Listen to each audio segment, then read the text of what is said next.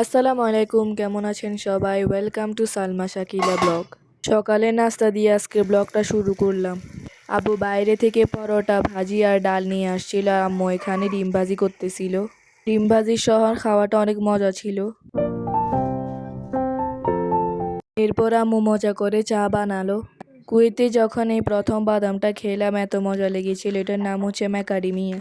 এটা vanilla plus chocolate ফ্লেভারের। আব্বু দোকান থেকে এগুলো নিয়ে আসছিল। এটা এভাবে খুলে খেতে হয়। আপনারা চকলেট বা সুগার জাতীয় খাবার এগুলা ছেড়ে এটা ট্রাই করতে পারেন, একদম ন্যাচারাল আর টেস্টটা দারুণ। আপনারা এটা অবশ্যই ট্রাই করবেন, আর যারা কুয়েতে থাকেন তারা এই বাদামটা আমার আব্বুর দোকান থেকে নিতে পারেন। আপনারা অবশ্যই লাইক, ফলো, শেয়ার করতে ভুলবেন আর একটা কমেন্ট করে যাবেন, আর ইউটিউবে সালমা শাকিলা ব্লগটাকে সাবস্ক্রাইব করবেন। দুপুরে রান্নাবান্না কি হলো আর খাওয়া দাওয়া কি হলো সেটা আপনারা নেক্সট ভিডিওতে পাবেন। তো রাতে খাওয়া দাওয়ার জন্য আবু বিরিয়ানি নিয়ে আসছিল আর সাথে ফিশ কারি নিয়ে আসছিল। খাবারগুলো অনেক মজার ছিল।